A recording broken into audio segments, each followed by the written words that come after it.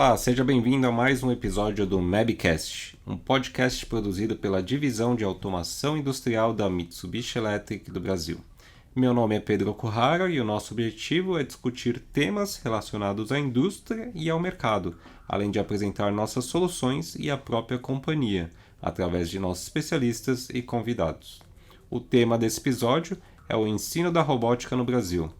Como o país está evoluindo na educação e na aplicação da robótica. Então, fique ligado, pois mais um episódio do Mabcast já vai começar.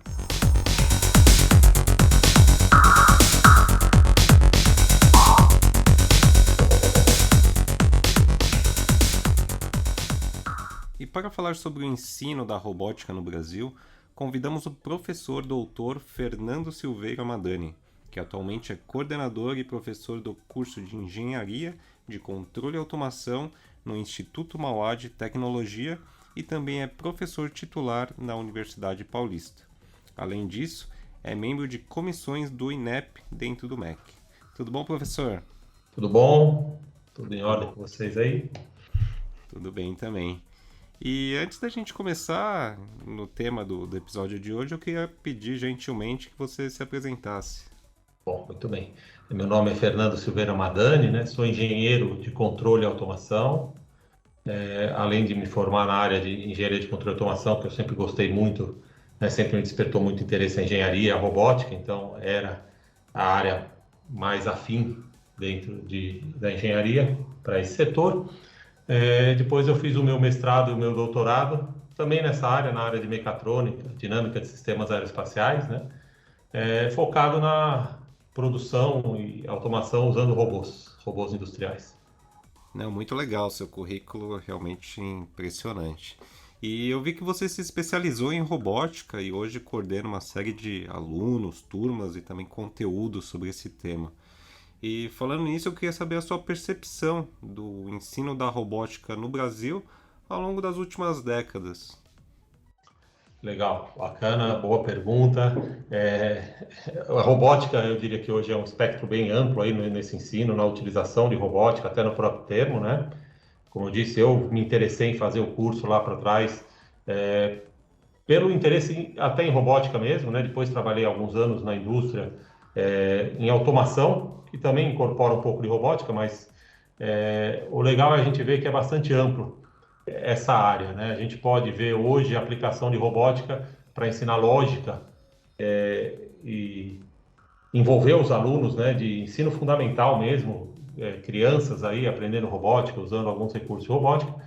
E a robótica é vista aí num espectro bastante amplo, né, que eu posso falar de robôs industriais, hoje até uma parte mesmo de robôs que fazem ligações telefônicas e conversas, né, um atendimento robotizado, que é muito mais baseado em programação. Mas o legal desses anos que eu tenho estado aí no âmbito da robótica ou da educação também aplicada à robótica, é que a gente vê um crescimento muito grande dentro da indústria ou tudo mais de aplicações, né, dentro de automação, a necessidade do uso de robôs industriais, competições, né, competições de robótica que aparecem muito dentro de escopos ou atividades extracurriculares de vários cursos de engenharia, que permitem um aprendizado muito grande, diferentes tipos de robôs móveis, né? Um crescimento também na aplicação de robôs de serviço, condução em hotel. Hoje, na época de pandemia, aí, o pessoal fala em robôs para andar dentro do ambiente hospitalar, permitir o contato de pessoas fazendo videochamadas, mas ele sendo móvel e uma base robótica móvel, né? Procurando conectar pessoas sem o contato pessoal, né? Mas esse ensino, então, ele vem crescendo bastante, a aplicação, a procura eu diria até de alunos, de pessoas, né? Ou mesmo engenheiros pós-graduados que vêm para estudar cada vez mais a robótica e entender os conceitos, desde a aplicação da robótica, como a gente vê, industrial, na área de automação, né? Como numa parte móvel dentro de indústrias, de logística, mobilidade urbana e também no desenvolvimento de diversos equipamentos, né? Tanto para serviço, hoje citar até aspiradores domésticos podem ser considerados como ferramentas meio robóticas ali, aqueles autônomos, né? Então, vem crescendo. Eu acredito que ela ainda vai crescer muito mais, a procura vem sendo muito forte, permitindo essa aplicação tanto no dia a dia das pessoas quanto nos ambientes industriais, né?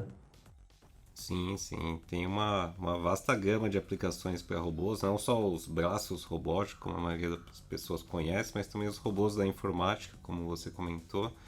E eu acho muito interessante que você citou um ponto que hoje em dia a gente tem ensino de robótica até nas escolas, né? Então até eu mesmo tenho um sobrinho que faz robótica no ensino fundamental, né? Então hoje as crianças já podem começar a dar os passos iniciais já procurando aprender também um pouquinho sobre isso.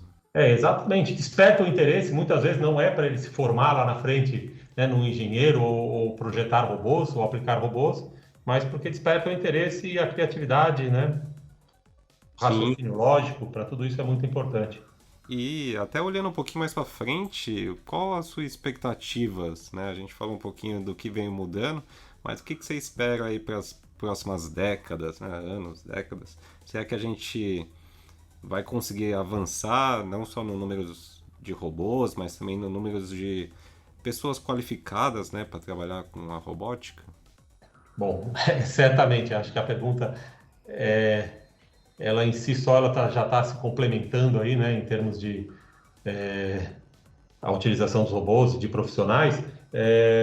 Eu falo assim, na verdade, me formei já no final da década de 90, né?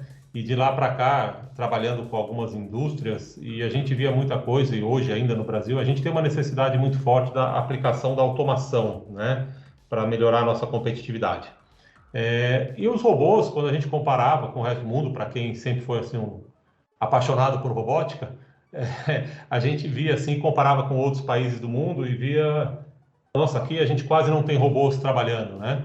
Quase não temos robôs aplicados, pouco desenvolvimento ou algo nesse sentido. Então, desde lá da década de 90 para cá, tá dando para se observar um crescimento muito grande já da intenção, não só da instalação, mas também da busca por isso, né? E muitas vezes conversando com diversos fabricantes de robôs, é, integradores de sistemas de automação, utilizando robôs também, uma das questões sempre foi a falta de profissionais qualificados, porque não bastava para eles só ter a segurança de contatar uma indústria, um fornecedor de robôs e comprar um equipamento, né?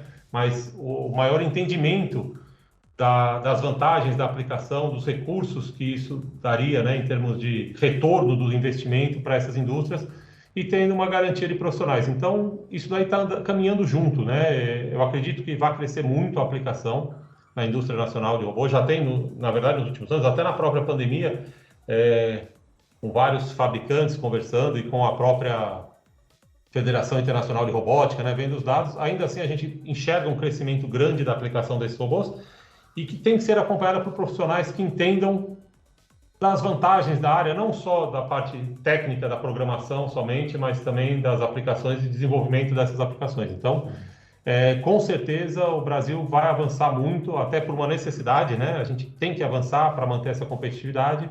Então, certamente teremos uma base instalada de robôs bem ampliada nos próximos anos, e isso também demanda de profissionais capacitados para não só fazer a instalação, como tocar essas indústrias com maior tecnologia, né? Sim, sim, o Brasil tem uma oportunidade muito grande aí de atualizar o seu parque fabril, né? Então, a gente sem dúvida vai precisar de profissionais preparados para isso, né? E a própria indústria 4.0 ajudou também a disseminar todo esse tema, né? E está puxando bastante isso hoje em dia. E como é que você enxerga a questão dos estudantes de robótica hoje, né? A gente vê que veio mudando um pouco ao longo do tempo, né? Você mesmo se formou nos anos 90, eu me formei nos anos 2000. E qual o perfil desses jovens, né? Como isso tem mudado ao longo dos anos? Bom, primeiro, né, eu vejo assim, muitos dos que vêm para estudar na área de robótica, entender a robótica, vêm com esse interesse que hoje também é despertado naquela aplicação que eu falei de ensino básico ali, né, em que eles veem algumas coisas de robóticas, mas são apaixonados por tecnologia, programação, Então, na verdade, muito relacionados com esse ambiente digital, né? Que a gente vê hoje. Você citou aí a indústria 4.0, que para a gente, principalmente no Brasil, ajudou muito a alavancar ou enxergar muito essa questão da aplicação dos robôs, que talvez em outros países já tivessem mais aplicação de robôs, eles já tinham uma estrutura criada e foram usar esses dados, mas para a gente ainda, a gente tem muita coisa em termos de estrutura sendo desenvolvida, né? E de aplicações. Então, eu enxergo que são muitos desses estudantes, eles vêm apaixonados por essa tecnologia e veem essas aplicações, né, permitindo vantagens, né, competitivas. Todo mundo que aparece para a gente hoje para fazer uma faculdade, todo mundo tem interesse em estar correndo atrás de, no futuro, aplicar esses conhecimentos e poder trabalhar com isso. Então, basicamente, jovens apaixonados por tecnologia, né? Então, e que vai ser muito necessário para o crescimento, manutenção de empregos e tudo mais no nosso país, e muitos até com oportunidades fora, hoje muito mais globalizado, né? Então, eu acho que a mudança, principalmente deles, vem na mudança da própria evolução das tecnologias, né? Hoje eles são muito mais envolvidos já com a parte de programação, em todos os níveis, né? Utilização de inteligência artificial e algumas coisas assim, mas basicamente eles continuam sendo os mesmos interessados na tecnologia e nas aplicações.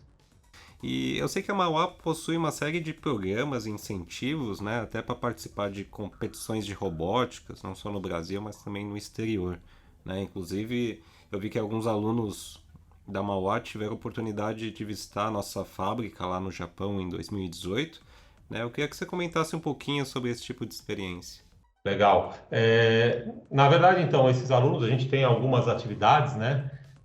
A gente tem a equipe na Mauá de robótica e a gente participa de várias competições no desenvolvimento desses robôs. Então, temos lá o sumô de robôs, hockey de robôs, robôs seguidores de linha, uma série de atividades criando robôs, desenvolvendo robôs, e eles participam disso. A gente considera isso muito importante, que a gente chama das atividades extracurriculares, né?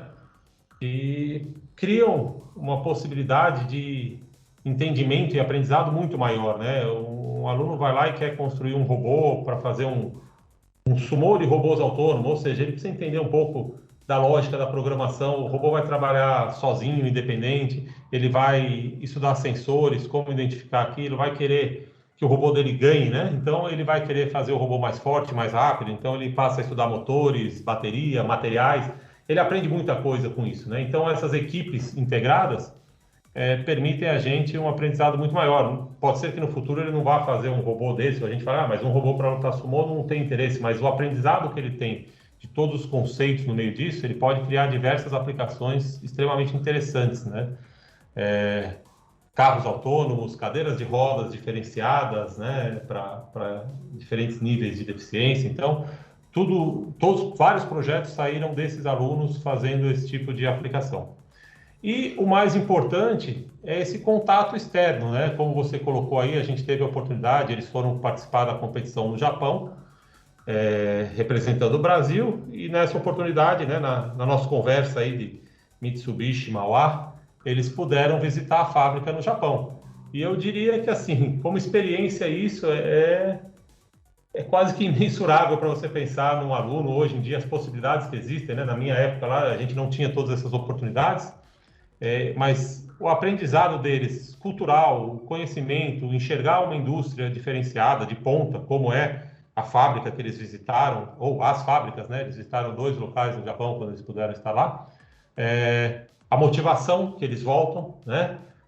Enxergar algumas coisas. Então, quando voltaram, muitos desses alunos falaram, professor, a gente viu uma aplicação lá de um robô com uma câmera fazendo tal tarefa. Pô, a gente não pode tentar replicar isso daqui, entender como aquilo funciona e utilizar para essa aplicação. Então, todo esse intercâmbio com uma indústria real é muito importante para a gente. A gente não pode fechar as portas e ficar no acadêmico, né? Isso aí a gente tem esse perfil muito forte. Então, essa experiência para a gente é extremamente enriquecedora, tanto para eles das competições, dessa interação, quanto essa extensão, né? Universidade, indústria, empresa, foi extremamente importante. Sim. E até você comentou do relacionamento aí, indústrias, fabricantes, como a Mauá tem com a Mitsubishi, não só de robótica, mas também de outros produtos em geral que tem dentro da universidade. O que você acha que mudou, né, nesse relacionamento, né? Até mesmo como era no passado e como é hoje em dia, se você puder comentar um pouco. Então, vamos assim, esse relacionamento é muito importante, né?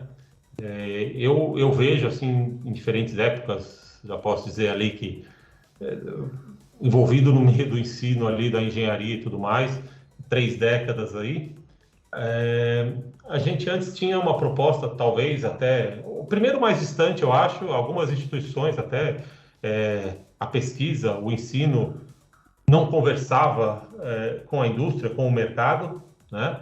Então, muitas pesquisas não tinham aplicação direta, isso é um perfil até de alguns anos atrás aí muito vinculado, eu diria, até ao Brasil, outros países teriam relações diferentes, mas a gente cada vez mais tem avançado nisso, né? Que é uma proposta que sempre foi a proposta do Instituto, que era vamos até fazer a pesquisa e tudo bem aplicada, né? Então a gente tem que ter parceiros e trabalhar com essas instituições. Então é uma parceria muito forte e que a gente enxerga em relação a isso, para que os problemas do mundo real eles sejam tratados dentro do acadêmico, sejam divididos. Então a gente aprenda em cima do que é realmente necessário, desenvolva e os esforços sejam feitos em cima de casos reais, né?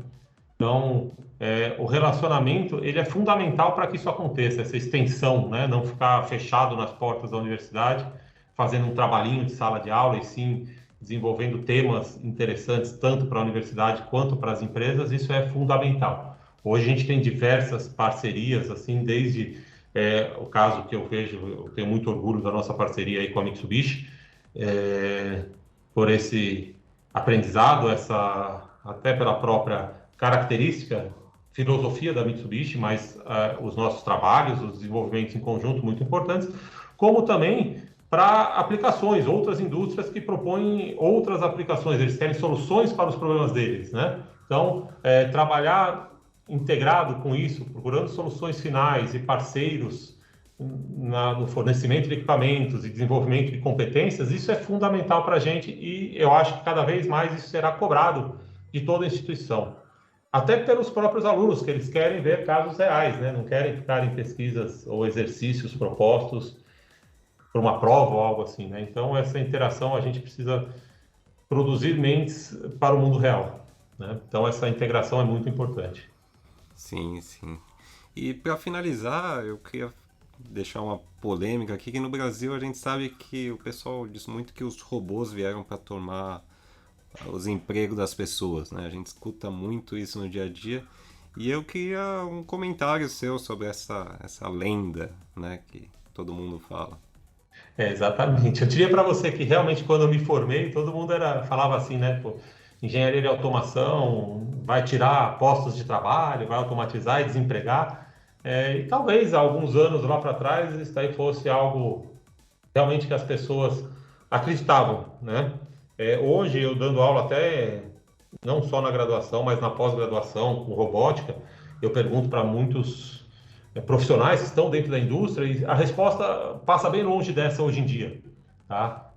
Ninguém fala mais que é tirar postos de trabalho ou economizar e desempregar, e realmente a competitividade, essa indústria digital, várias necessidades levam hoje a gente a dizer que a automação, eu diria assim que primeiro nível já a automação, ela é fundamental como base para a indústria nacional, né? Junto com essa automação há um crescimento muito grande também da aplicação de robôs, não obrigatória, mas acaba sendo uma ferramenta muito interessante, mas existem diversos outros equipamentos, né? Se a gente for pensar em CLPs e tudo mais, fundamentais de serem aplicados na indústria. Eu daria alguns exemplos, né? Eu tenho uma frase que o pessoal coloca ali que seria muito boa para isso, que é o seguinte: eu posso até pensar que eventualmente uma automação, um robô tiraria um emprego, talvez, ou na verdade hoje em dia o pessoal enxerga isso que realoca esse funcionário principalmente, né, em outras tarefas mais importantes. Mas se hoje eu não partir para essa automação em nível de competitividade mundial, eu perco todos os empregos, né? Eu vou ter que fechar a minha indústria. Então, na verdade, ela amplia o número de vagas, ela cresce essa capacidade de produção. Eu acho que ninguém falaria hoje em dia que se eu usar ferramentas como eu ter um torno automatizado, isso daí tira emprego. A pessoa precisa dessa ferramenta para poder trabalhar, para poder desenvolver aquelas peças, né? Então, hoje, a automação de uma indústria, ela é fundamental para que a gente consiga trabalhar. Ou eu falar para você, ó, a gente não pode usar uma calculadora hoje em dia, né? Você não pode usar um alicate, você tem que fazer com a mão.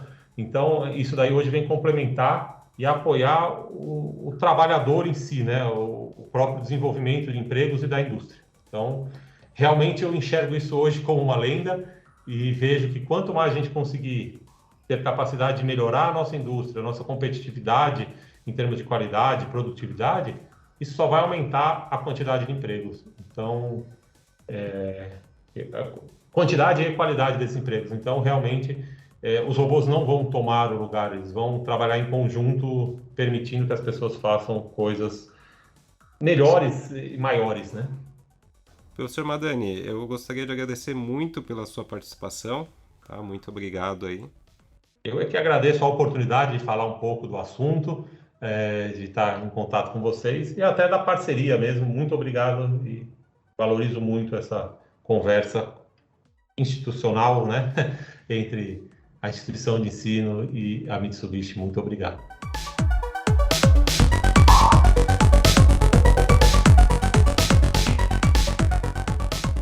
Espero que tenha gostado de mais um episódio do Mabcast. Não deixe de seguir o nosso podcast na plataforma de sua preferência, além de escutar os episódios anteriores. Muito obrigado e até a próxima!